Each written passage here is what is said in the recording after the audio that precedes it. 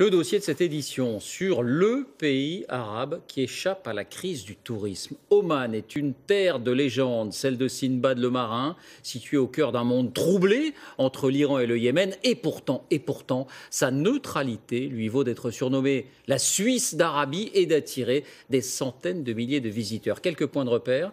Oman abrite 4 millions d'habitants dans un pays vaste comme le Royaume-Uni et qui dévoile peu à peu ses merveilles. Exemple, les fameux fjords du Moyen-Orient. Embarquement immédiat, Franck Genozo, Giona Messina. Adossé au détroit d'Ormuz, c'est une route qui vous conduira au bout du monde.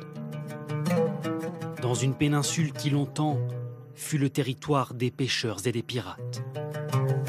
Le Moussamdam, paysage comme déchiré par le temps. Théâtre du combat que se livrèrent ici les plaques tectoniques. Et qui donna naissance à ce qu'on appelle aujourd'hui les fjords d'Arabie.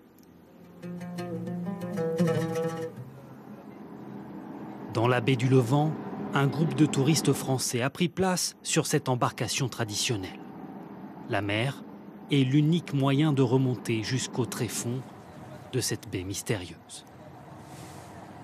C'est spectaculaire, très très beau, vraiment c'est des belles couleurs et tout, c'est très montagneux, superbe.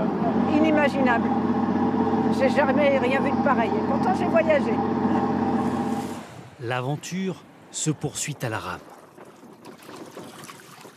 Face aux impressionnantes masses de roches et au profil abrupt des montagnes du Moussamdam.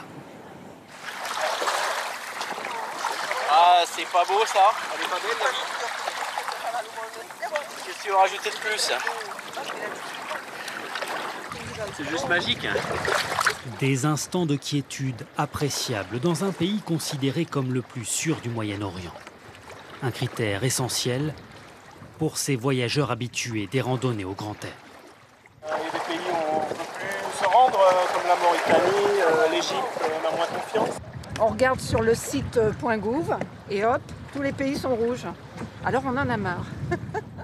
Les touristes sont encore peu nombreux à atteindre ces zones reculées, longtemps ignorées des visiteurs, et où les habitants voient leur arrivée d'un œil plutôt bienveillant.